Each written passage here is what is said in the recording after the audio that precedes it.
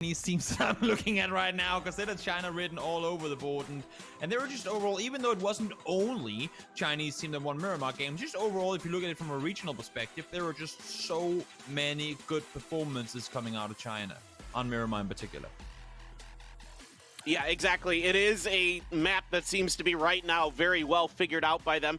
You know, we got to give a little shout out to Ence and Gen.G, who had some pretty good games as well. But for Virtus.pro, I think highlighting them because their normal drop spot of Power Grid is taken by MCG to start. So for them, they have to kind of find new things to adjust to. Circle very southern.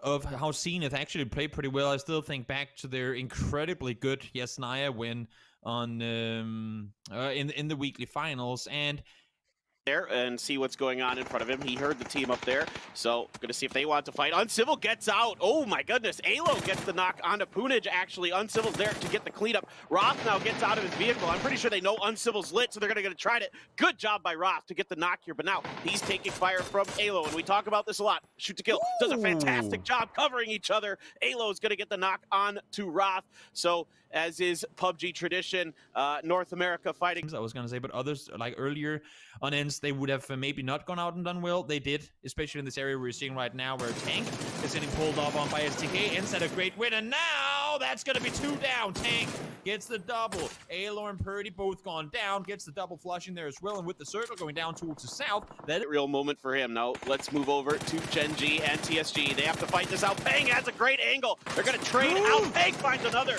On to Loki. Coming up behind him though is Anonix, saving Gen.G's bacon. Now there's Volleybear up on the hill. Gen.G scrambling to see if they can get to their fallen teammate. Yeah, TSG in a somewhat slim 2-1-1 split. And again, Peng just not able to get out of there in time.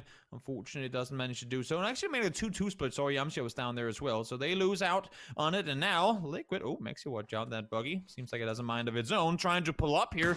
Maybe they'll have a chance of engaging on it. Nate threw it on preemptively. They heard the buggy come in, and they now know, Gen.G, that more people are around.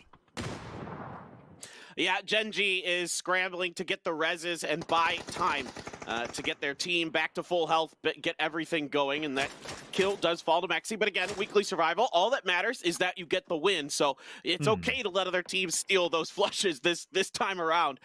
For Gen.G, no hurry to do anything other than really focus on getting everybody alive, getting everybody full health. They're able to do it. GEX finds forever. Yan Li, though, going to get taken down by Crazy. The rest of GEX trailing pretty far behind this. I believe that's not Gen.G that's shooting at him. I think it's from the side, potentially. I can't tell exactly which team. Maybe TSG, maybe Luke 12 would shoot to kill. Luke 12 trying to do something to Jeems. Uncharacteristically, not the best spray there from Luke. Typically one of the best fraggers you will see in the world. And that grenade also comes up short of Jeems. SDK down to their last member. Jeems taking a little bit of damage from this grenade, but Luke 12 in a shack, and that's a tricky, sticky situation. Multi-circle gaming, Daytrade, other teams are trying to push in front of them.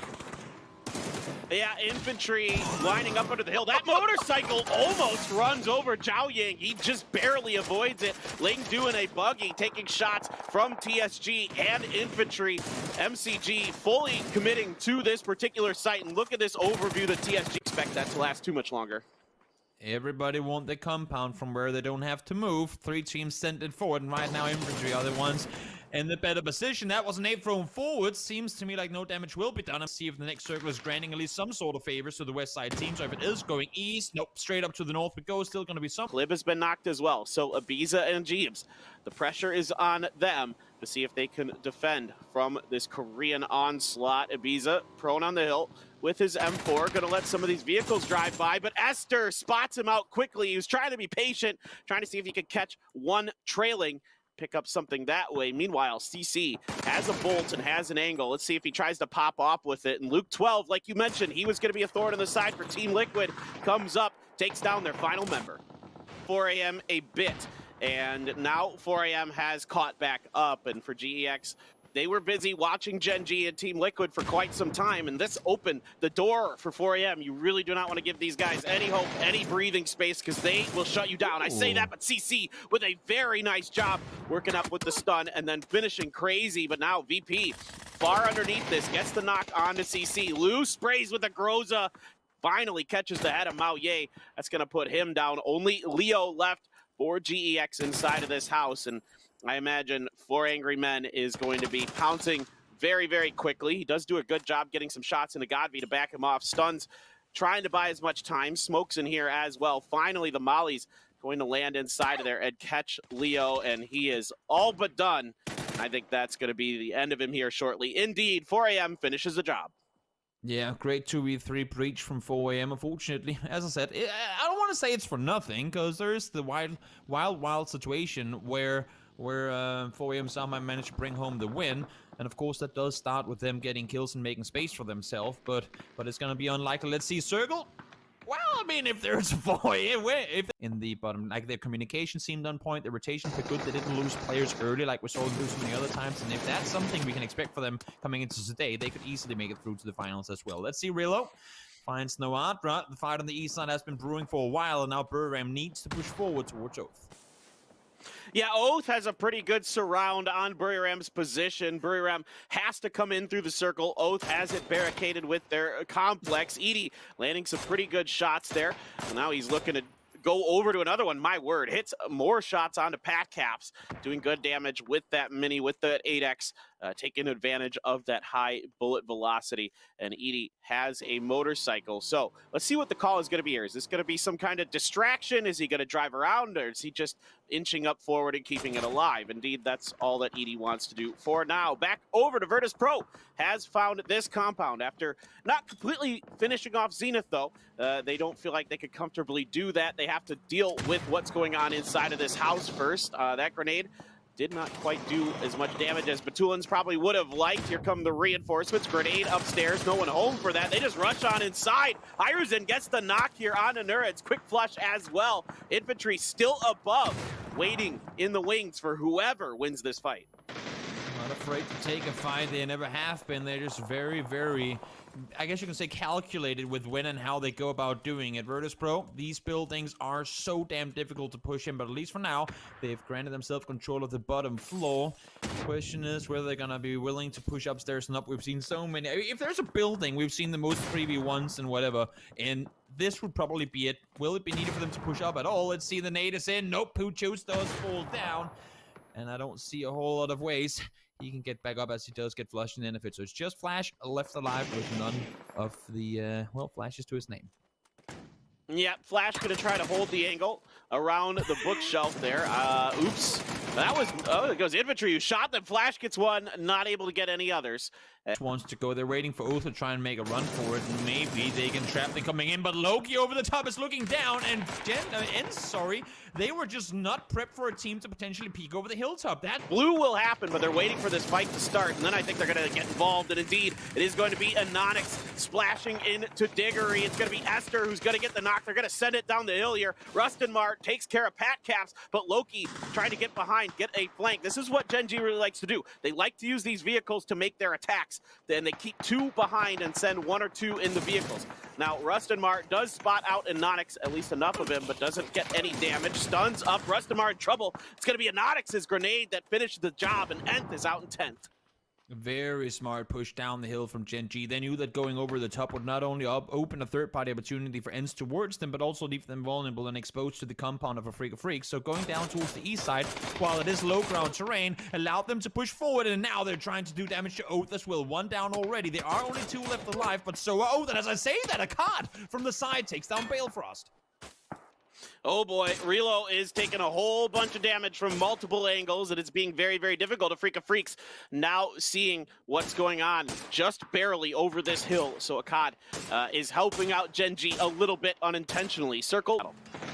How and when does Infantry push out of the compound? I think could be very telling of who ends up winning this kickstart. Does find one instantly. That's Lou gone down. They're committing to the push still. They're pushing further forward. Spiro ends up running over his teammate. That's unfortunate. Now Spiro falls down in return to that as well. The vehicle does a big lob in the air, but ain't gonna matter. It is going to be Zenith, and watch out, Batulins. There's a vehicle coming, and now Infantry. They have a move to make. They weren't quite as fast on this as I thought they were gonna be, and Batulins knows there are people coming up towards them. All right, here we go. 9 and Zhao Ying onto them. Bullying already been knocked. Good spray from Zhao Ying. Very well controlled on that barrel. Gets the knock onto Hires. Batulins goes down as well from 9. But also, you're going to reach a point at some point in the game where you have to do something. And staying on the hill without doing anything is not something in my book. They had an opportunity to push down on Infantry when they were down here. They didn't, and now Infantry gets to hold them out. Now, they might not win this, given that they're 3v3 with a downhill disadvantage, but Attack All Around had a perfect opportunity to push down a third-party Infantry while they were taking fight to Virtus.pro. They didn't, and now could come to cost them dearly. Yeah, you gotta be cleaning those angles if you're playing Edge, no doubt about it. 9 gonna knock Fit, so AAA seems to be busy rezzing, so only about 2 of their players ever able to put any fire or nades or anything like that into Infantry. Up and over is some kind of, I think that was a molly. Yep, indeed, it's gonna land inside of there. Here come more grenades. 9's gonna get the finish. Stunned up is AAA. JR's takes some damage, is able to prone down. I don't know how much longer it's gonna last. Falls apart. 9 gets the knock. Only 1 left. Just JQ, and he's gonna go down in Infantry. Wow. Fight to fight is all over the place. Gen.G finds Godby, takes him down. Infantry don't lose a single player. Now they do, but that's to Afreeca Freecs. Attack All Around really, really missing a great opportunity there by simply not knowing when to aggress in that situation. 9 trying to hold off, will go for the res onto Xiaoyang. Back there in the middle of everybody. Xiaoyang has taken a pretty good position underneath the hill, and I'm just waiting for this one to kick off. Let's see how Afreeca wants to approach this as well.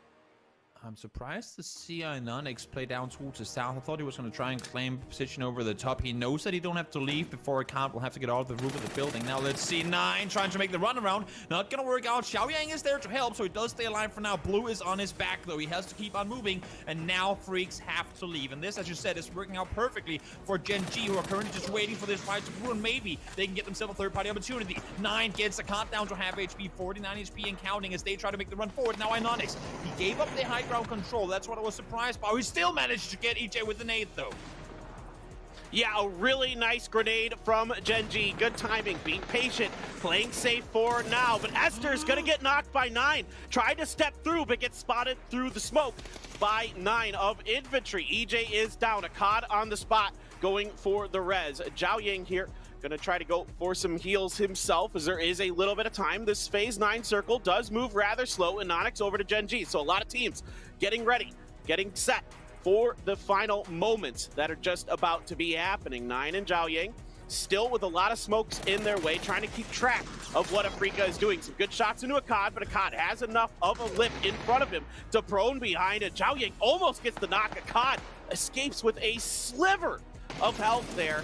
And oh, this time he comes up and over, catches EJ. In fact, EJ gets 9. Akari trying to return the favor. Nowhere left for him to run behind, except behind that box. And Onyx stepping up. This is absolute chaos. And Onyx gonna get 9 here. Xiaoyang very hurt, very bruised, but Infantry still kicking. And now EJ, he is knocked again. 9. Oh boy, this is all over the place. Back and forth. Everybody fighting time to rest. Finally, Infantry does go down to Gen.G, EJ, Hansia, Hikari. Ooh, Hikari's knocked. Gen.G has an opening here. They have 2 left. They're looking really strong on the side, and Onyx is gonna do it. Gen.G